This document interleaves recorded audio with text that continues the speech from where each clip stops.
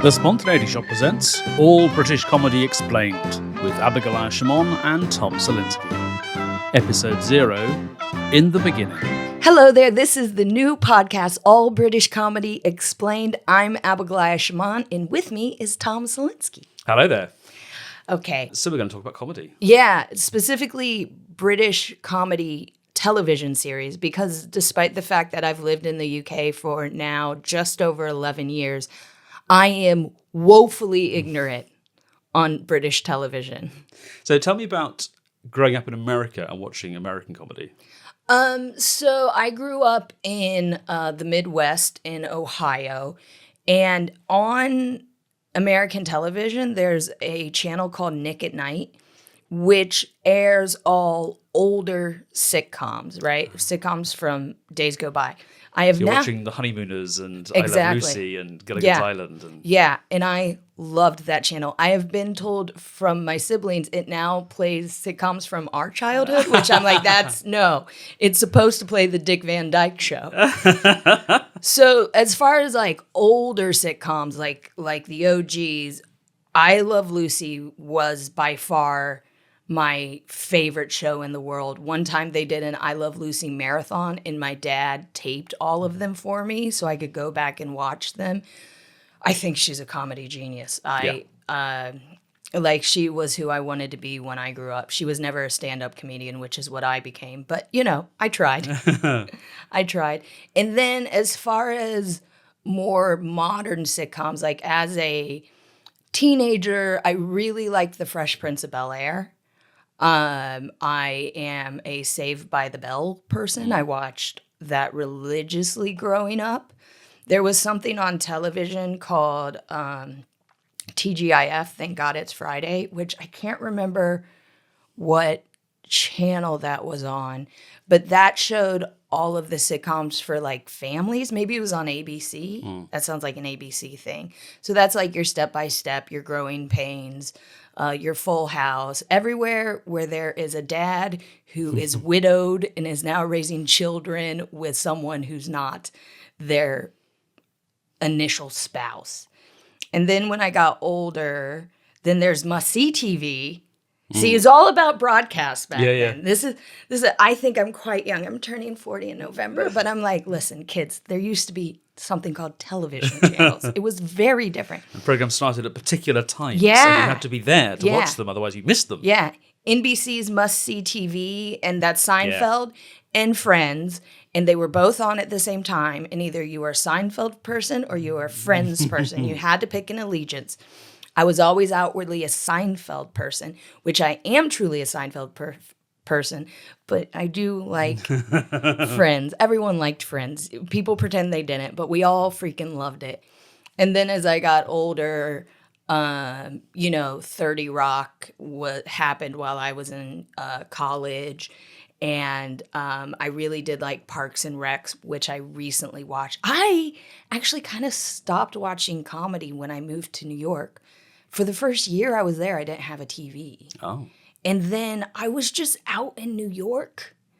And is that when you're beginning to start a career as a stand-up comedian? I wasn't starting. I was going to school for acting. So for quite a few years, I was just like doing that. So I would like go to plays or, go out with friends. I wasn't like at home watching television. I feel like when it comes to sitcoms, I mostly think about growing up in rural Ohio, and like the television was a centerpiece of the house. Like everyone sat down to watch must-see TV or TGIF. Those nights were like the big television nights.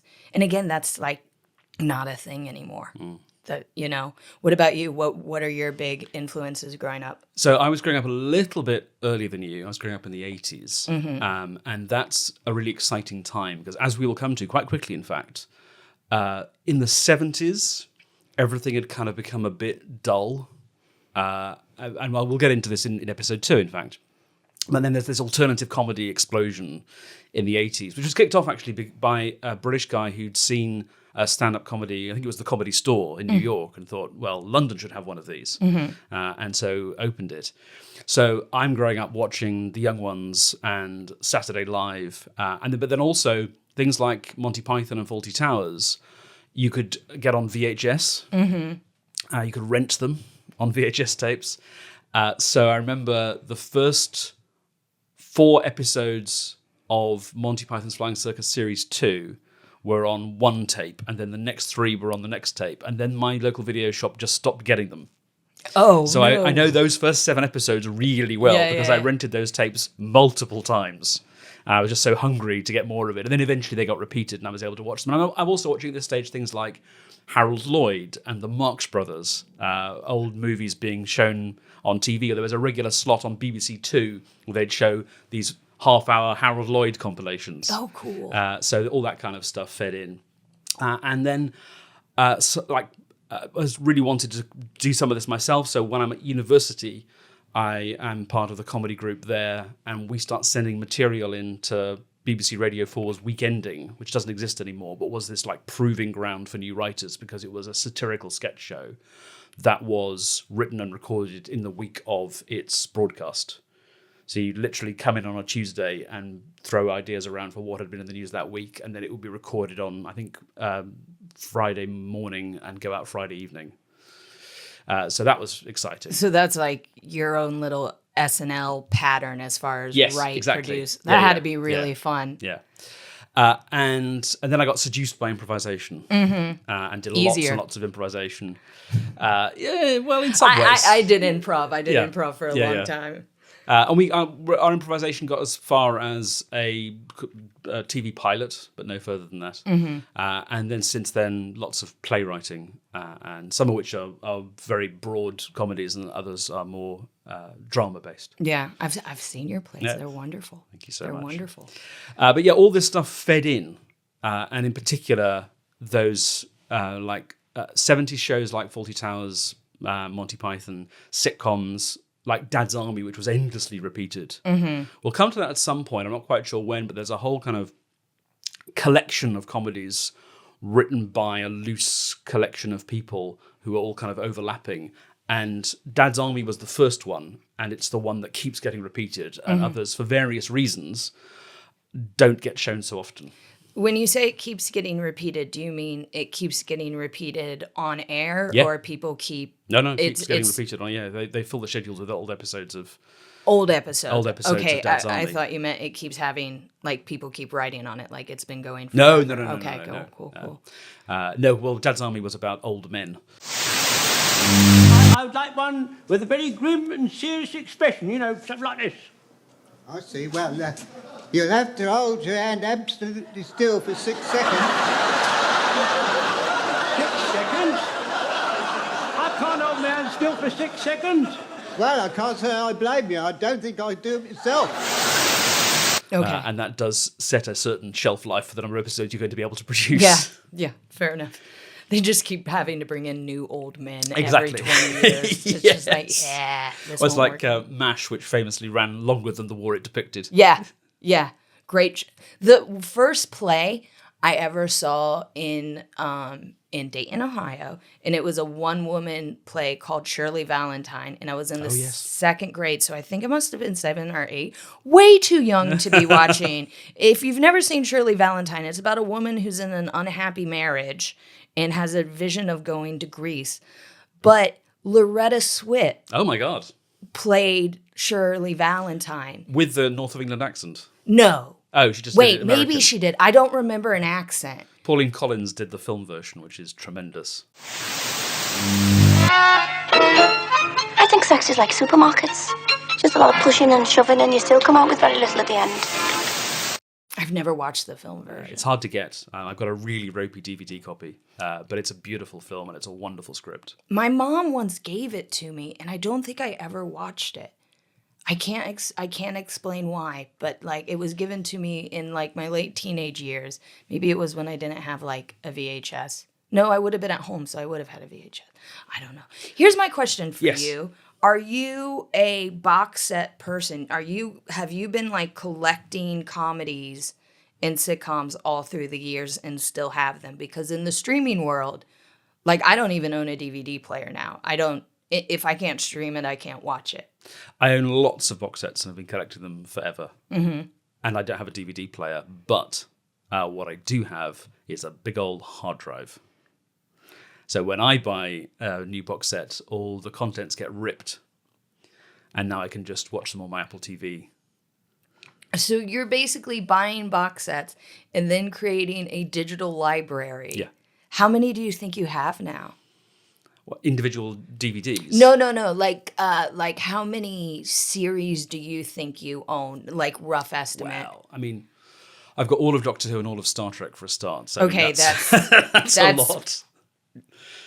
That's an entire Yeah. hard drive right there. I don't care how big your hard drive is. And lots of movies as well. And then comedy shows, I don't know, maybe 50? That's so many. That's so cool, though. That means we can do this show forever. Yeah. Oh, no, there's no shortage, believe me. And A, we can buy the ones that we want to watch and I don't currently have, but also B, the ones that haven't been released, I have some ways and means of getting hold of some hard-to-find material, which may come in useful. Okay, here are the two things I was thinking about American sitcoms, and I wonder if British sitcoms are the same. So when you think of the theme music for sitcoms from like the 90s and say later, they are iconic. Cheers, Fresh Prince of Bel-Air, Mary Tyler Moore. They're like tunes you can sing to. Friends. Friends. They had to write the whole song because fun fact about Friends, what were they called? The Rembrandts, I think. Yep. Only wrote enough for the title of the show. They only wrote like enough for a ditty. And then radio stations kept getting calls asking to play the Friends song. So they had to go back and write the whole song because it didn't exist. So are the theme songs for British comedy series as like catchy and beloved as American series? When you go back to the 70s and 80s, one of the things you see a lot is existing pieces of music that have been repurposed for use as a theme tune. So yes, there are some that are written specially. A man called Ronnie Hazelhurst was known for writing a great many theme tunes for British sitcoms, sketch shows, variety shows, and so on, in a kind of plinky plonky style. Spitting Image, which is a series I think we'll cover at some point, which was the satirical puppet show with these incredible caricatures, did an amazingly funny takeoff of the South Bank show. So the South Bank show was this very kind of serious arts and culture show fronted by academic Melvin Bragg. But instead of doing Pinter or Brahms or someone like that, they did an imagined episode of the South Bank show focusing on the life and work of Ronnie Hazelhurst. Okay. Which is just brilliantly funny. And one of their in-house composers composed new melodies into sort of his style. But Monty Python's Flying Circus, for example, uses an existing piece of music, John Philip Sousa's Liberty Bell. But now when people hear it, they only think of Monty Python's Flying Circus. It's a bit like Also Sprach Zarathustra with 2001. That's just become the 2001 music. Yeah. But it existed before Kubrick got it out of the record archives. But at least half of the shows we're doing in the first series have existing library music as their theme songs. Okay. Cool. I wonder, too, if that's just cheaper because John Philip Sousa would have been in the public domain. Yes, exactly. Yeah. Yeah, they might have had to license the recording, but it's still cheaper than getting a new composition. Of course. My second question is specifically in sitcoms geared at teenagers and kids. There was always a very special episode where we learned about something. So in Saved by the Bell, we learned not to take speed because Jessie was in a dance show or a singing show and she took some speed and it messed her up. Do you guys have very special episodes where there is a lesson? Really not. No. It's not a thing. It's something which would strike British audiences as very American. In Boy Meets World, because I was at my sister's a while back and she was rewatching Boy Meets World, which was like favorite show of ours when we were kids. There is an episode where the friend, not Corey, but the friend like joins a cult and then gets out of the cult in 22 minutes. But that was like a very special episode that was like, cults are bad. In soaps that happened, and I'm thinking particularly of a show called Grange Hill, Okay. which was basically a soap, but it was set in a comprehensive school. Okay. So it was shown in the afternoon. It was for kids, and there were the lives of the teachers, but mainly focused on the lives of the kids. And in the 80s, there's a famous strand running through that where one of the kids starts doing drugs. And in fact, they even put out a record, Just Say No, which was, and there are hilarious stories about all these kids who are kind of basically, because they have to grow up over the course of the show, they are basically the age that they're playing. Yeah. You know, if you're casting a 15-year-old for a movie, often you'll find a young-looking 18 or 19-year-old because that's easier. But if you've got someone who's going to grow up over the course of the show and you want them to go from 11 to 16, you kind of have to start with an 11-year-old. Yeah. So they're all these like 15, 16-year-olds going around with this bus, doing this tour, doing this song, and apparently they were all doing all of the drugs. Of course they were, because they were famous children. Yes. That's amazing. Yeah. The comedy show is not so much as, again, getting a little bit of ahead of ourselves here, but the second show, we're going watching The Young Ones, was conceived as a show for grown-ups. It came out of this late-night comedy show. It was very violent. It was like really pushing the envelope in all sorts of ways. But one of the reasons it was such a smash was because 12 and 13-year-olds thought it was hilarious. Okay. So there's much more, I think, in Britain of younger people being drawn to those taboos Yeah. than there is sitting down in front of the television. Now we're going to all learn something about ourselves. Yeah. And then in say Must-See TV, say Friends, for example, there's they included drama with the say Rachel and Ross, will they, won't they, their breakup and all this, and it got very sad and serious. I predict that British comedies never did this. They were just like, we will always be silly. Not never. There are definitely some. I remember, and this isn't on the list yet, I don't think, but I would love to include it at some point. There's a terrific series called Just Good Friends, which was about a couple, and one of the issues, because what you'll see in a lot of these is class, but we might even do a whole series on class at one point. But he's a bit working class, and she's middle class to upper middle class. And so one of the comedy engines of the show is that their parents don't get on. Okay. But he left her at the altar, and then years later they meet up by chance and they rekindle their romance. And so that was quite episodic. That was quite serialized. And it was, you were invested in whether Vince and Penny would get back together or not. So they exist. There's also a writer called Carla Lane who wrote a series called Butterflies, which was recorded in front of a studio audience, as was Just Good Friends, but it had that slight kind of comedy drama feel to it. Okay. And then that was very successful. And then a later one with the star power of Felicity Kendall called The Mistress, which didn't do quite so well. I remember there was a Smith and Jones sketch just at the end of an episode, which was a trailer for Carla Lane's new series, The Mattress, featuring poignancy, long lingering looks off into camera, and a joke in episode 4. So yeah, that does happen. There's a lot of silly and there's a lot of satire. So a show like Yes Minister, one of my absolute favourites, which I'm going to try and get to as soon as we can. Is that what Veep is based on? It's sort of, yeah. Because I've heard people be like, oh, Veep is based on this British show. Veep, I think Veep is more closely based on The Thick of It. Okay. But when the BBC some years ago commissioned a show about Britain's most beloved sitcoms, and they got individual comedy luminaries to defend each of the choices, I think it was the top 10 after the voting had been done, incredible comedy producer Armando Iannucci picked Yes Minister. And then having spent several weeks or months, I don't know, talking about and thinking about Yes Minister, which had been on in the early 80s, he started thinking to himself, why isn't there a Yes Minister for today? And so he created The Thick of It. Okay. And Veep is the American The Thick of It. Okay. So in a way, So in it's Yes like Minister, the grandfather of Veep. in Yes Minister, yeah, you'd see the characters develop a little bit over the course of, I think it's 5 seasons, and there would be some social issues that would be discussed, but nobody learned anything, heavens no.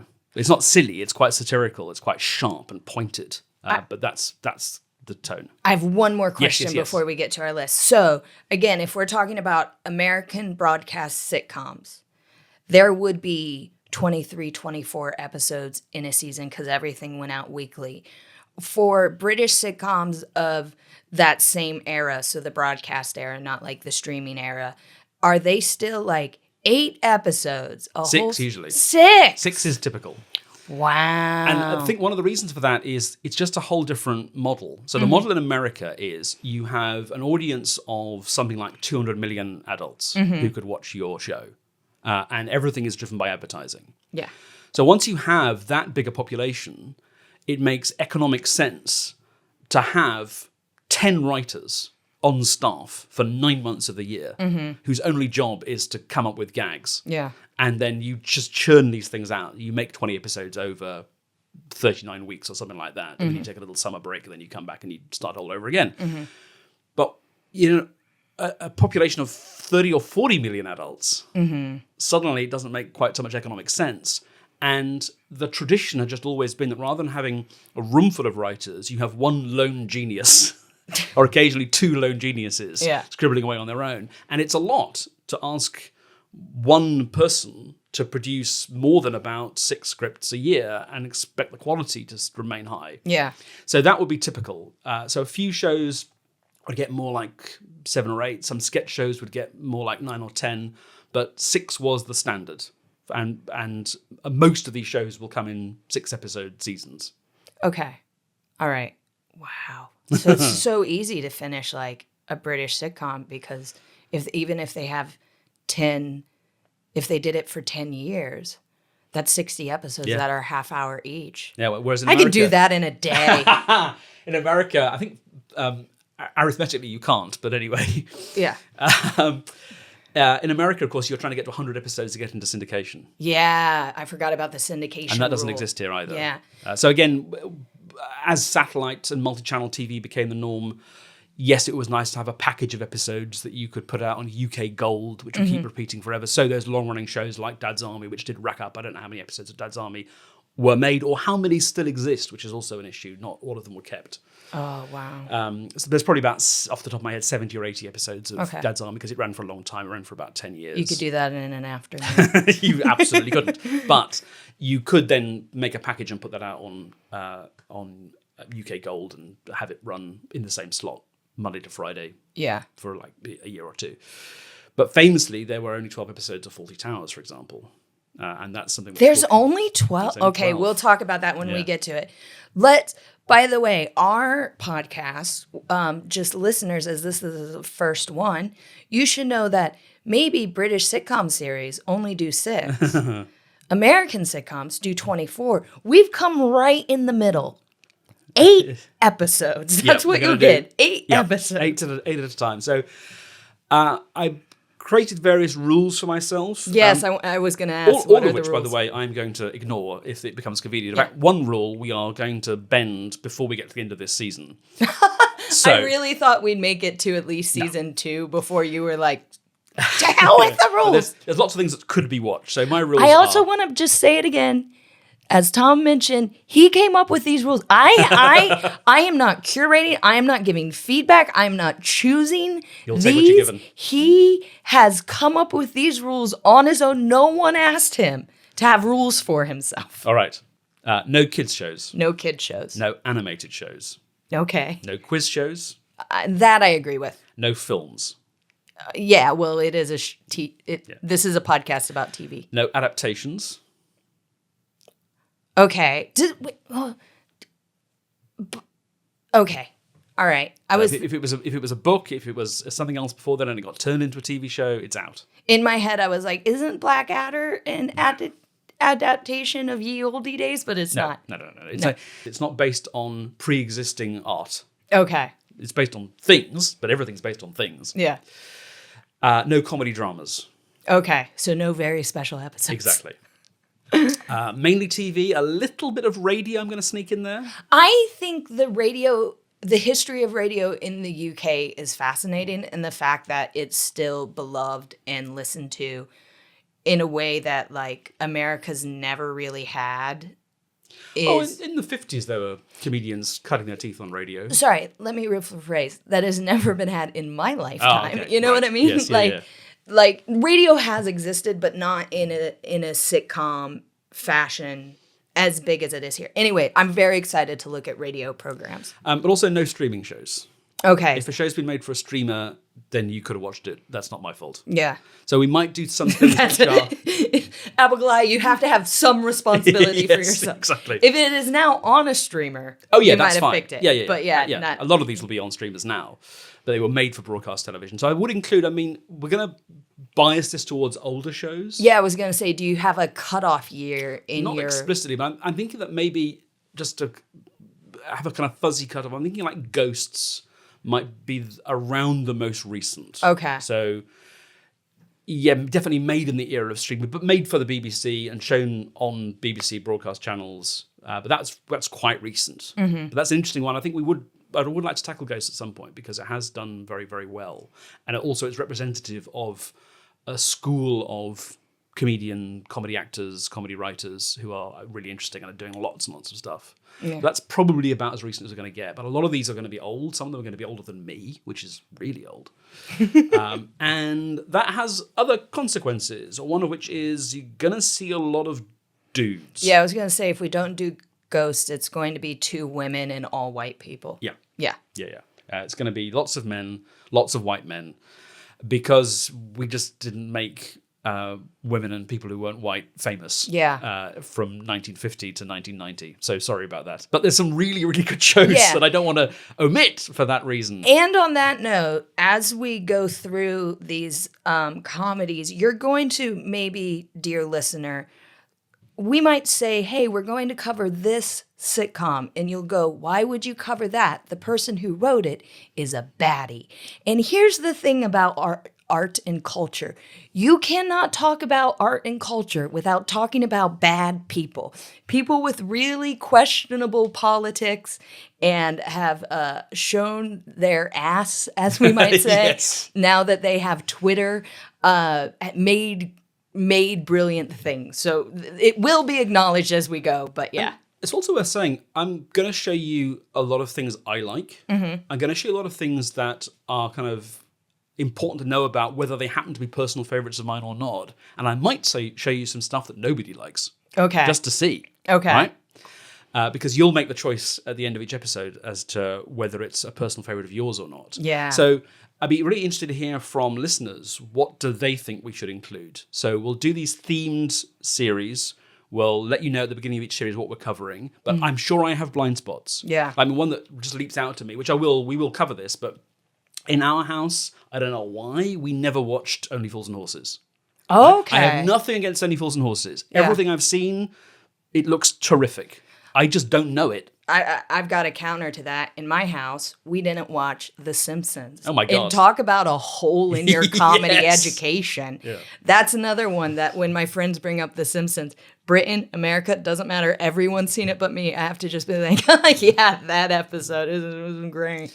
But there's some really obscure things I want to show you as well. Like one of my favorite sitcoms of all time is called Nightingales. Okay. Which nobody has ever heard of Nightingales. Everyone has forgotten all about it, even though it has this powerhouse cast, these amazing actors. But even the writer doesn't have his own Wikipedia page. And it ran for 2 seasons. 2? Yeah. It got 2 whole 2 seasons. Yeah, yeah. Wow. I think 14 episodes total. I think it was 2 times 7 rather than 2 times 6. So many episodes. So many episodes. An That's... abundance of episodes. Whoa. Yeah.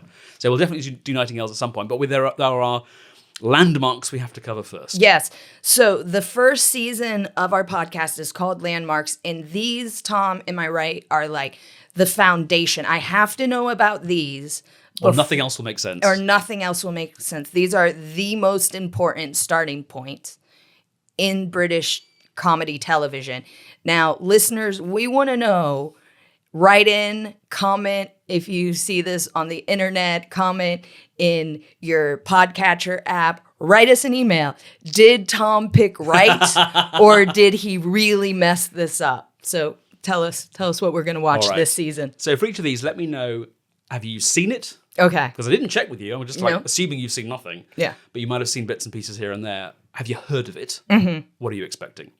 So we're going to start with Monty Python's Flying Circus. I've never seen Flying Circus. I have seen Life of Brian. I have seen Spam-A-Lot. And I've seen Monty Python and the Holy Grail.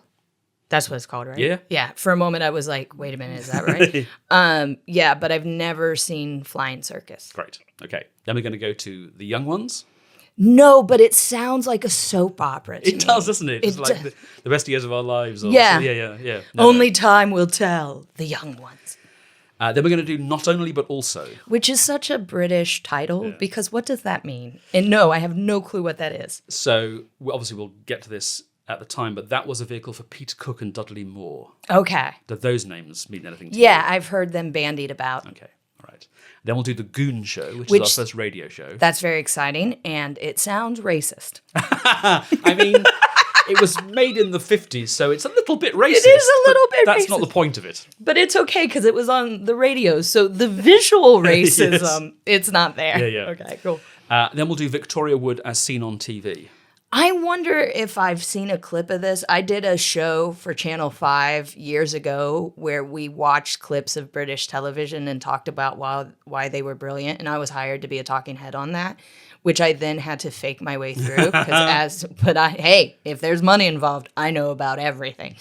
I wonder if I've seen it. I know who Victoria Wood is. I'm very excited that you found a woman to put in landmarks. I know. Who knew? Then we'll do The Office. I've seen the American version. I've never seen the British version. Okay. And then we'll do The Day to Day. I have no... Again, that sounds like a soap opera to me. So the reason The Day to Day is included is, again, it represents the work of a particular group of writers, actors, producers who all came through at the same time. Mm-hmm. The most long-lasting output from that group is a character called Alan Partridge. I know who he is. Excellent. Okay, so The Day to Day is Alan Partridge's first appearance on television. Okay, and I've never seen Alan Partridge, but I have seen The Trip several times. Okay, all right, So good, helpful. And then we'll finish season 1 with I'm Sorry I Haven't a Clue. it's okay. You'll come up with something. I know, I'll figure it out. Have you been sitting on that for a while? Yeah, I've been literally like, I was really hoping we could do it longer and have a who's on first, but you were like, I know what you did there. Sorry, I haven't a clue. Also radio. Also radio. I know that because Tom has written it in the notes. I have no clue what it is. And all I'll say about that for That now, sounds like a quiz show. sort of. Oh, you want? Is this the rule This is the you're one which breaking? is, yeah, I'm you're bending it. breaking Yeah, a yeah. rule Yeah, yeah. already. But the other thing that's noteworthy about I'm Sorry I Haven't a Clue is that it started in 1972 and it's still on the air. Really? Yes. Can I ask? And I mean, we're not going to do it for weeks and weeks. Have you picked like one of the first episodes and one of the most recent episodes? I'm still debating, but that's kind of roughly the plan. Yes. We might have to watch 3. You know what I mean? Like watch 2 of the greats and then watch one from like last week to be like, this is what it is now. I think that'd be very interesting. Cool. Okay. All right. So, episode 1 is going to be in your feed next week, and we're starting with Monty Python's Flying Circus. So, what we'll do for each of these, if you want to do homework, listeners, if you want to think about joining us on this journey, I will let you know exactly what we're going to watch. So, next week, I'm going to make Abigoliah watch Monty Python's Flying Circus, Series 2, Episode 2, and Series 3, Episode 10. And I'll talk about why I've chosen those next week. But if you want to watch those, they're not currently on iPlayer, which is annoying. DVDs are readily available. If you really want to, you can buy them on Apple TV+. But there are other ways you can find them if you do a little bit of searching. I'm going to go out on a limb and think this might be something people can find at a public library. Oh, very probably, yes. Yeah, this sounds like a public library. And support your libraries, people. They also do DVDs. Another thing that I think might be interesting about this is, as we were talking before we turned on the mics, is how certain TV shows really find their feet in their second season. I'm really curious if at any point you're like, no, we have to watch episode 1 of series 1. Well, with the narrative ones, I mean, The Office, for example, Oh, which yeah, is quite we will. narrative-y. Yeah. I think we'll just do, I haven't finally made up my mind, but I think we'll just do series 1, episodes 1 and 2. Because it's a story over 14 episodes. Yeah. And you kind of have to start at the beginning. So, yeah, sometimes series 1, episode 2 is often an interesting place to start. Because series 1, episode 1 is often where they're like setting everything up and it can feel a bit laborious. And episode 2 is where you finally get into the swing of it. I've heard the advice before, if you're writing a sitcom, write episode 2 first. Okay. So you don't have to worry as the writer getting to know the characters about all the heavy lifting, all the scaffolding needed to set everything up. So I think for the young ones, for example, I think we're going to do series 1, episode 2. Because series 1, episode 1 is the pilot and things weren't quite slotting into place. And there's a little bit of a restart with series 1, episode 2 anyway. So I think we'll probably do that then. But I'll talk a bit more about why I've chosen those Python episodes next week. Awesome. And after next week, the podcast will come out fortnightly. And look at you with your Britishisms. Fortnightly. I learned it took me 2 years to learn what fortnightly meant, but I think it sounds really cool. Now, I know this is just the intro and you're just getting to know me and Tom, but while you're in your favorite podcast app, why don't you go on already leave us a little 5-star review? Couldn't hurt. It would mean a lot to us. Or, if you have a friend who's into British television or like me doesn't know anything about British television and they need a place to start, why don't you tell a friend about the podcast? It'd mean a lot to us because this is our first one ever and we want lots of people to listen. Lovely. Cool. Awesome. All right. See you next week. All right. You have been listening to All British Comedy Explained with Abigoliah, Schamaun and Tom Salinsky. It was a Spontaneity Shop production for the internet. Find us online at allbritishcomedy.com, join our Facebook group or follow us on Instagram or TikTok. Join us next time for episode 1, Monty Python's Flying Circus.